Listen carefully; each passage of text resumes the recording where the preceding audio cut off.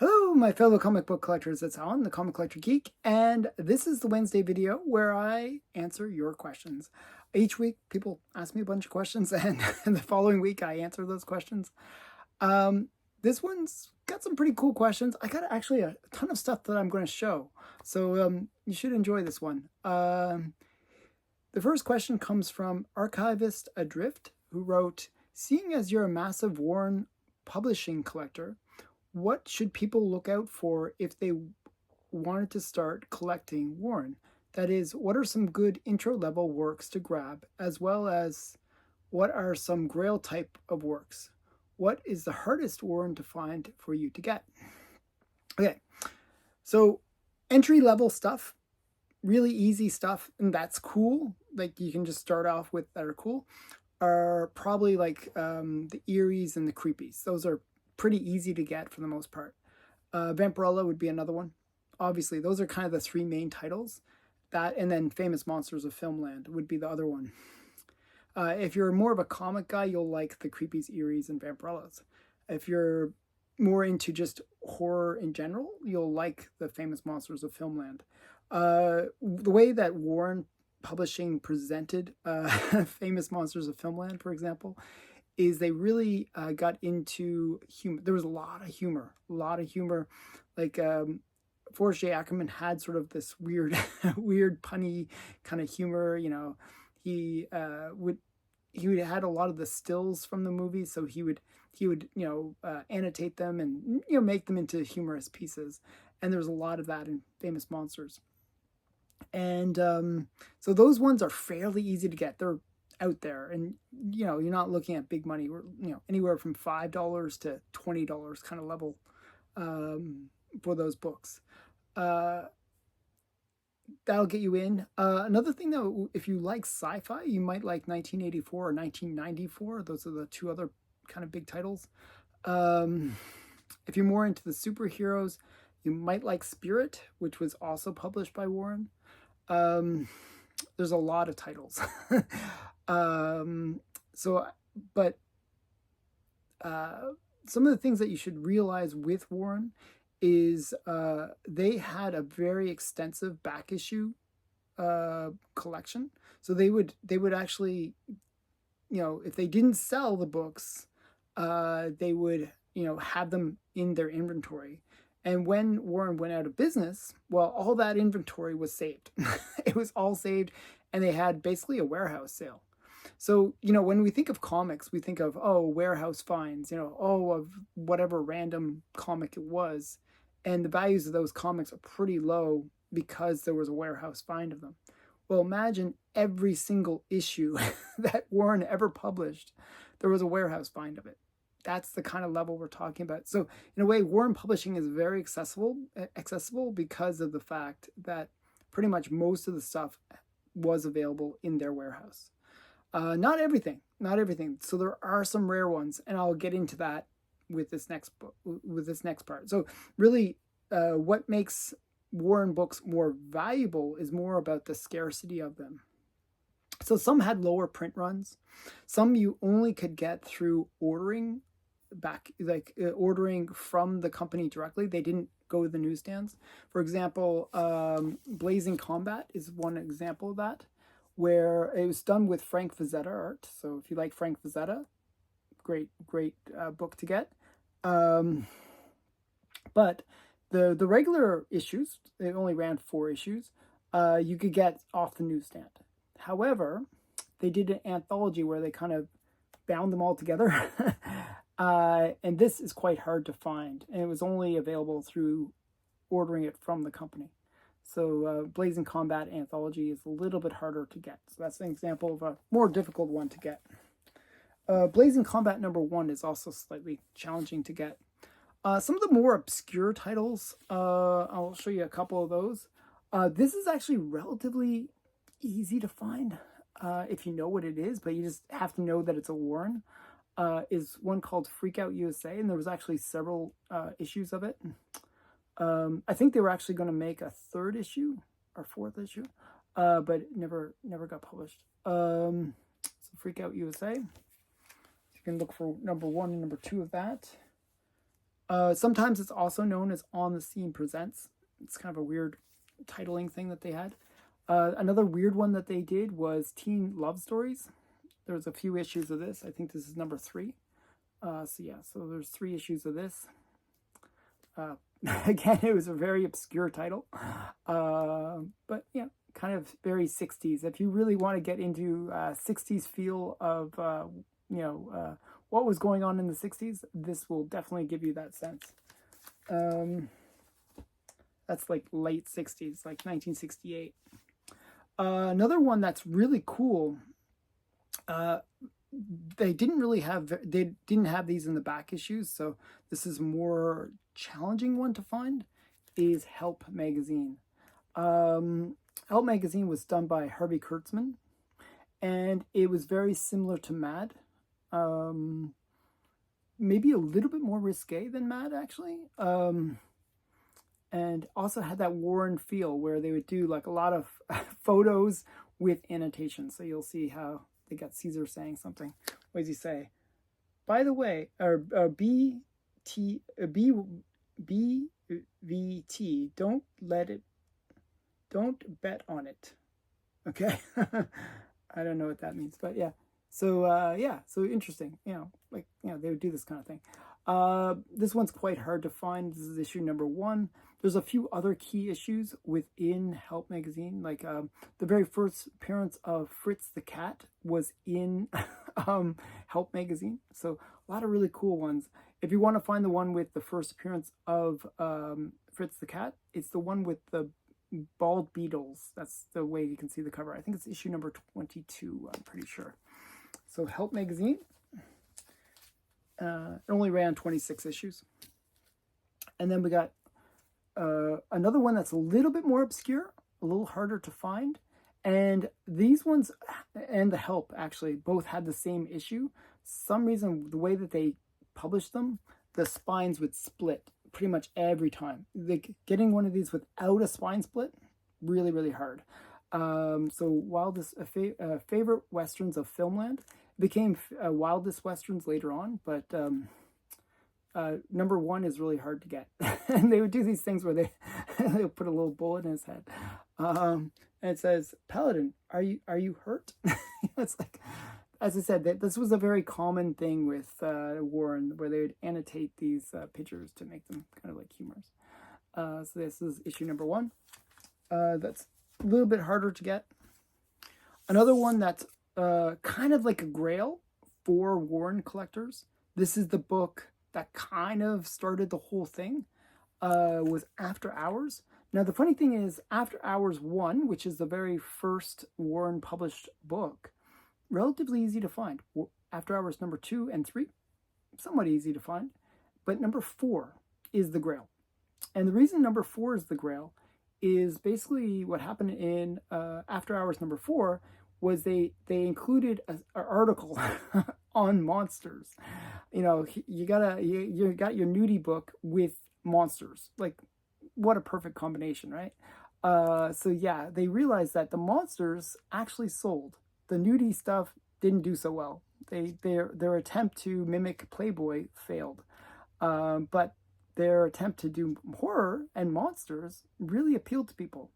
And so after this issue came out, they published Famous Monsters of Filmland, which was kind of their big grail book. I actually should have brought those, but I didn't. But I have other things that show. So this is the big book. This is the one that most Warren collectors would go after. Is After Hours number 4. It's the big one. Next one that a lot of collectors will go after, and there's collectors that are sort of outside of the Warren sphere of like collecting, that they're not really Warren collectors, but they want this book. This is one of those ones that sort of crosses the barrier between Warren collectors and this other type of collector. And it is Richard Corbin. And this is just the weird world of the odd comic world of Richard Corbin. And it's just a classic book, very hard to get. Generally, this is one of those more rare ones because It's not necessarily that there weren't many of them produced. It's just that Corbin collectors there's a lot of Corbin collectors that will specifically go after his work, and that makes it harder to find this one. It was a low print run anyways, but that makes it extra hard because it's stuck in other people's collections. And this is a really kind of the book for the Warren collectors and the Corbin collectors. So definitely a cool one. If you're not familiar with Richard Corbin, he did Den. That was one of his big ones, and A Rip in Time. So this has got his style, and he was a really cool artist. And then another big one is Dracula, and it's actually a pretty big book. It's quite thick. This was done by Spanish artists, and it's quite a hard one to get. Just more obscure. People just don't even know that it exists. It was advertised very, very loosely in some of the issues of like Vampirella and all those ones. But it was one of those ones you had to order in. It wasn't one that would appear on the newsstand. So again, when you had to order for them, they're just usually smaller print runs, and not many of them survived basically. So this is more of a rarer book. Another one that's kind of the same idea is House of Horror. This one's very hard to get. I think print run in maybe 200 to 300 kind of range. Yeah, it said 400 printed. Okay, 400 printed. So a little bit more than I expected, but yeah, I put a little thing so I wouldn't forget. This one's also signed. My copy is signed by Forrest J. Ackerman. I actually think I got this from Forrest J. Ackerman. So I bought a lot of stuff from him just before he died. So yeah, I was in sort of communication with Forrest J. Ackerman before he died. This is House of Horror, issue number 1. It was a one-shot, really, but it's a cool Frankenstein cover. And yeah, that one's usually quite expensive and quite rare.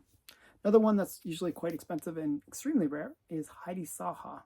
And, this can go for well over $1,000. Just a really obscure, hard to find book. I've talked about this one multiple times. Is the one that gave me the most difficulty to find. Definitely a hard book to find. This one's like brutal. It's just this one where it's a girl that was frequenting the Comic-Cons and the different fan related things, and she would always be in cosplay, and Forrest J. Ackerman and James Warren took an interest into her and decided to make a book about her. So Heidi Saha. It's just a really obscure book, and you only could get that through ordering from the actual publisher. They didn't put it on the newsstand. Some other ones that are a little hard to get, and also that you had to order from Warren, were the Vampirella Special. But there's two versions. There's a soft cover and the hard cover. The soft cover, somewhat hard to get. Hard cover is extremely hard to get. Really hard to get. That was one that really took me a while to find, and I did find it. Actually, I even got the even more rare Spanish version of it, which is extremely rare. Another one that's really rare is Eerie #1, and it's one that you actually have to be super careful with, because there's Warren probably produced fake ones themselves. They basically, in order to get the rights to the name Eerie, they created an ash can of Eerie #1, and basically I think they published like maybe 100 or 200 of them. They were very, very limited, and then they all sold out really quickly, or they disappeared really quickly. And they were like, oh, we can make money, because they were, even back in the day, like back in the 70s and early, like late 60s, they were going for like $100 kind of level. Like that was a lot of money for like a magazine back then, right? And so what happened was they said, hey, let's print some more. They printed some more. They had a little bit of a variant to them. and there's a little bit of shadiness around Eerie #1, so you got to be super, super, super careful buying that issue. Even the funny thing is, even the forgeries of Eerie #1 can be hundreds of dollars. So it's one of those weird things about Eerie #1. Definitely a book that people, collectors would go after. Another one that's kind of a weird one, but actually isn't a Warren book, is Vampirella #113. So Vampirella in Warren only lasted 112 issues, but when Harris bought the rights to Warren, they published Vampirella #113, and it was very, very limited publishing, and not many survived. So it's just a really, really rare book. That's actually almost as rare as a lot of the harder to find Warren books. And usually it commands big money because it is so rare. And one other one that's hard to get is the Spirit Special. Hard book to find. It's another one of these ones where it was all in color and a little bit harder to get. Oh, another one that's really hard to get is Monster World #3. That is really hard to find. Really, another one of these titles that lasted 10 issues, but #3 is for some reason really, really challenging to find.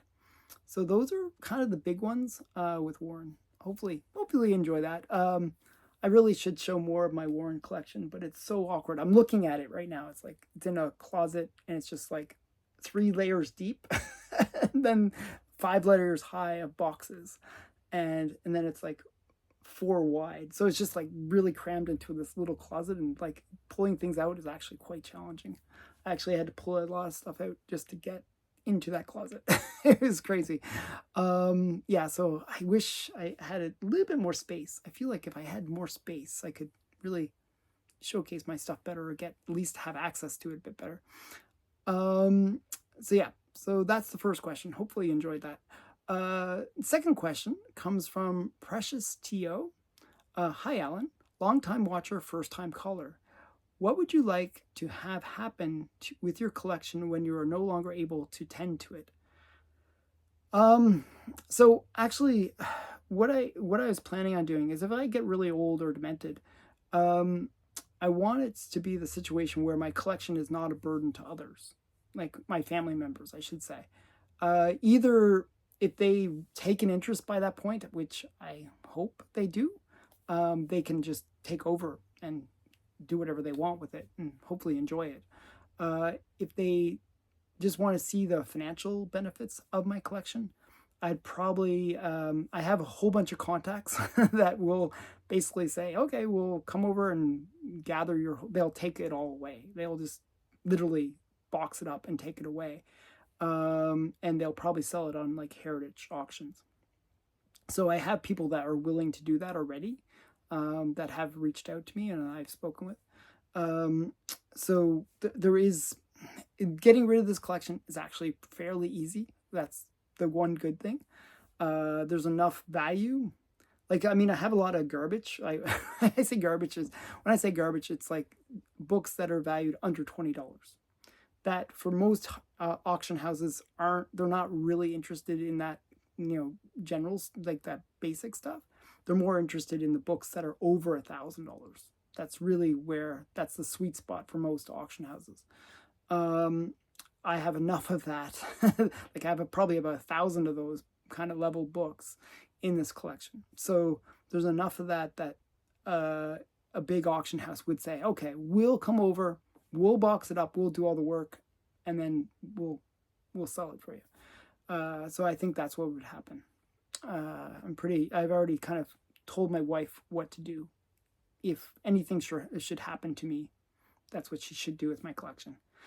So, because she hates them anyway, so she'd be pretty keen to get rid of them. And if she gets a whole bunch of money for it, she'd probably be happy.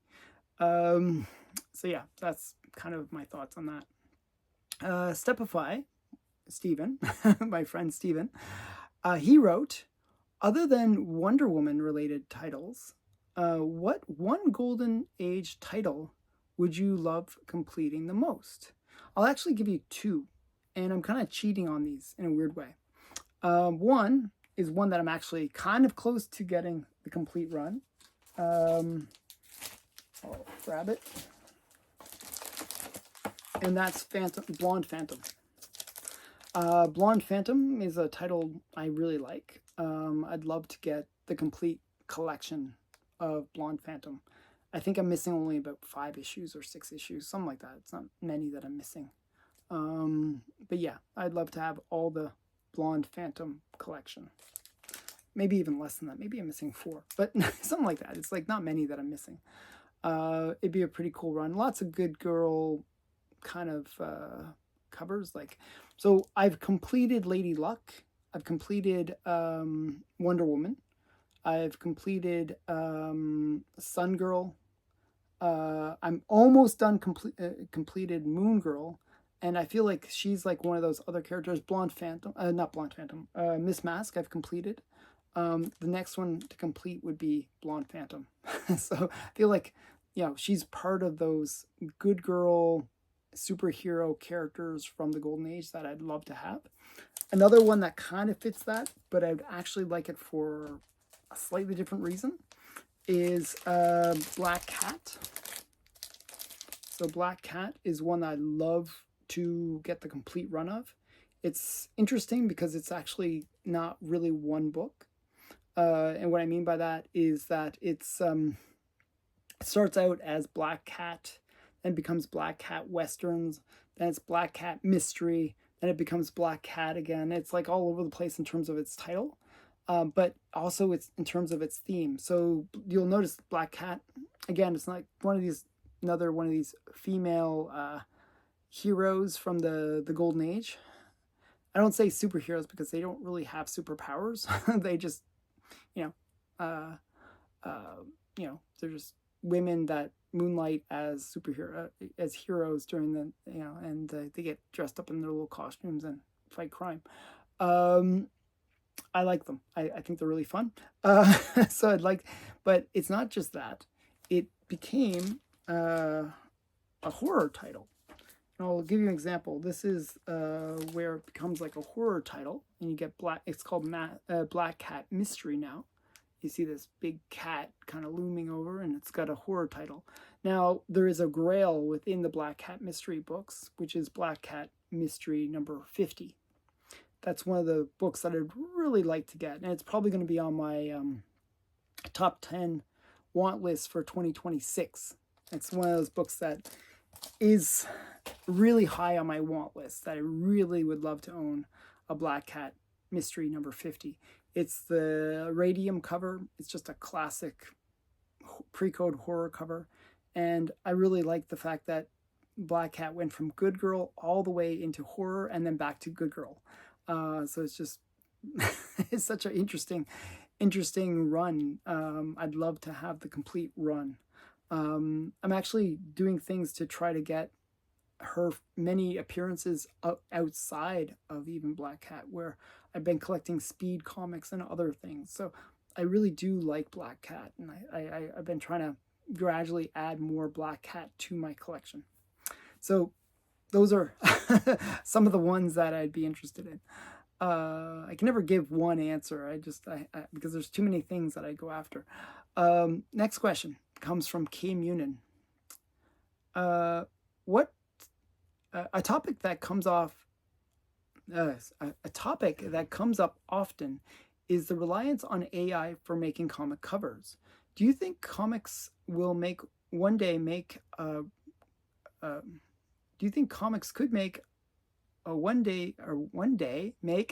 complete return to hand-drawn artwork?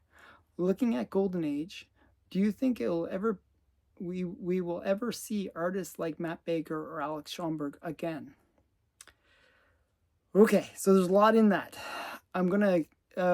So here's the truth about AI. You're not gonna like it, for the most part.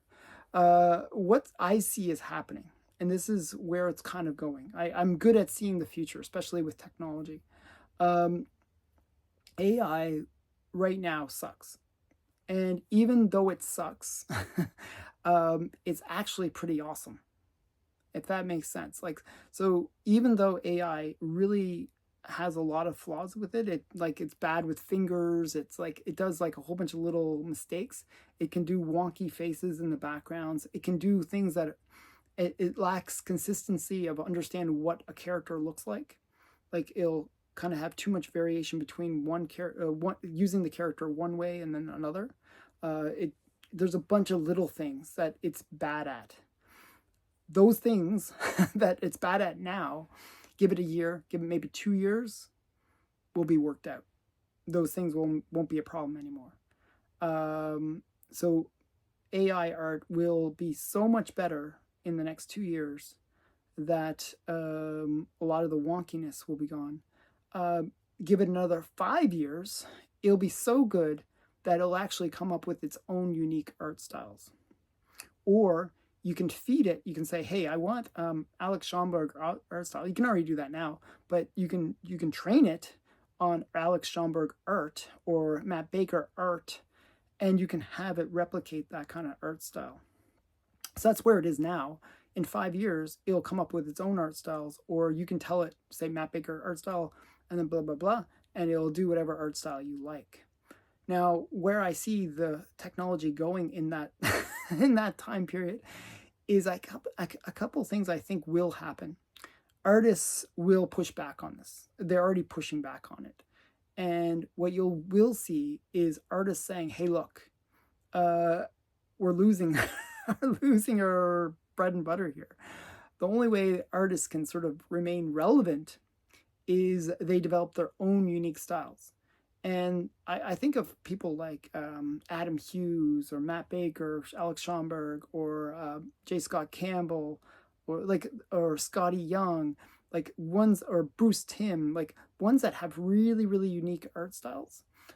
What they will do, and I see this is happening, they will trademark not their pieces, but their actual art style. They'll say, this is my art style. If you replicate my art style through AI, you have to give me a licensing fee. And I see that is where the future could be, where artists get compensated by licensing out their art style.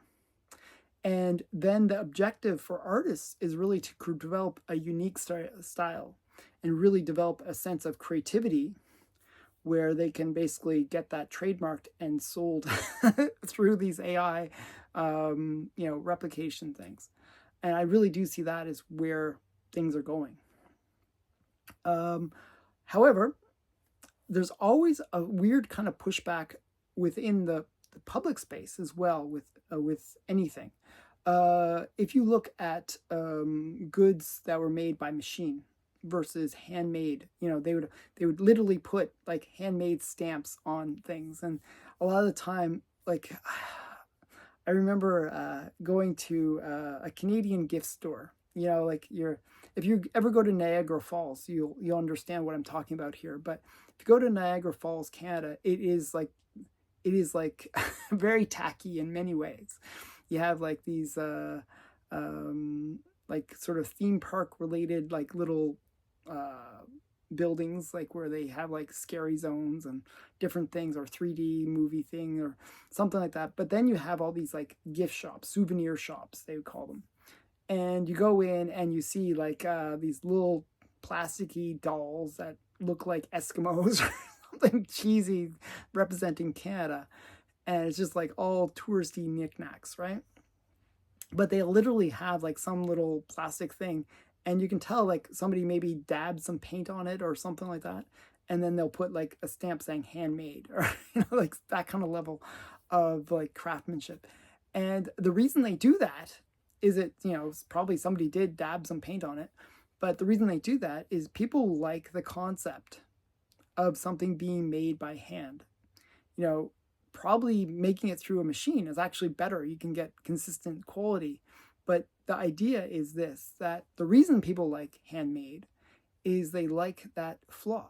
They actually like the uniqueness of it, the fact that they aren't all the same, that there is some unique little bit of human spirit endued and imbued or into that item. Whoever was doing it, like they created it and got that little bit of Inuit. Well, I can't even speak today. What's wrong with me? They put in a little bit of themselves into that item, and that makes it unique and cool. Whereas machine made is not so cool. Well, the same happens with AI. That people will, maybe there'll be a pushback saying, hey, I want that little bit of that human spirit inside of the artwork. Now, I think, as I said, within 5 years, probably you won't be able to distinguish between the two. It'll be just so good. But people will still want it. And I think there will be a pushback. I do see AI art as being not a negative in the way that most people might, because I think it will allow a lot more people to be creative, and I do see that as a potential for it. So I there are awesome things with AI. So yeah, hopefully we will, as I said, when you get into this idea of digital trademark or trademark of your art style, we'll actually see more Alex Schomburg or more Matt Bakers in the future, where we have people that really try to hone their art style as a way to, really monetize their uniqueness. I think that could happen. So just ideas. I don't know. But hopefully you like that. Next question comes from M. LeBlond. What is the comic that you have the most copies of, as in duplicates of the same issue? Well, the weird thing about me is generally I only want to have one copy of every book. Like, I don't want to have like multiple copies of everything that's out there, or even key issues I don't generally get multiple copies of. And I actually have a box where I put all my duplicates. I used to have 2 boxes, but I've gotten rid of about one of those 2 boxes in trades. I usually, whenever I go to a convention, I'll take my duplicates and trade them. I'm very non-sentimental about my duplicates. I really just want to have one in my collection. So I'll show you. Like, I just grabbed a handful, like literally random. This is handful from the box, to show you what I have duplicates of. I have a duplicate of this one. I have a duplicate of the first appearance of the bear rabbit. I have a duplicate of this one. Nice, I think, magic cover. Duplicate of Absolute Superman. Duplicate of Absolute Wonder Woman. Okay. Duplicate of Betty and Veronica. Yeah. These are just randomly, I just accidentally bought multiple copies. So, and then we got Betty's Diary. So these are random books that I have. This is a Dan DeCarlo cover too. Very cool. So random books I just happen to have duplicates of. And generally what I do is I gather them up, use them as trading stuff for when I go to conventions. Now, there is one book that I will kind of maintain duplicate copies of, and multiple duplicate copies, which is my own comic. I actually will get 3 copies of every single cover that my comic had. So I'm going to probably keep at least 2 of them, maybe sell off 1 from each, based on if people want. Maybe give away 1 or 2, as well. Like, I'm not sure what I'm going to do with them, but I will try to keep at least 1 copy in my collection of those, and maybe even 2, just because I would like to always have them in my collection, because it was very important to me to create my own comic. So that's probably the only one where I feel that extra compulsion to have a duplicate of that book. Most books I don't feel that way. Usually if I get a double, I'll get rid of the lower grade one. I only see doubles as a way to upgrade or sometimes I see doubles as a way to remember that I had the book in my collection all along and I should have not bought it. That happens way too often, or I forget, oh, I actually own that book. Oops. And then it goes into the double box. So that's really my story on that. I hope you enjoyed this video. Sorry for all the weirdness about couldn't remember certain words. I do that sometimes. I don't know what's wrong with me. But thanks again for watching. Hope you enjoyed this video. Bye for now.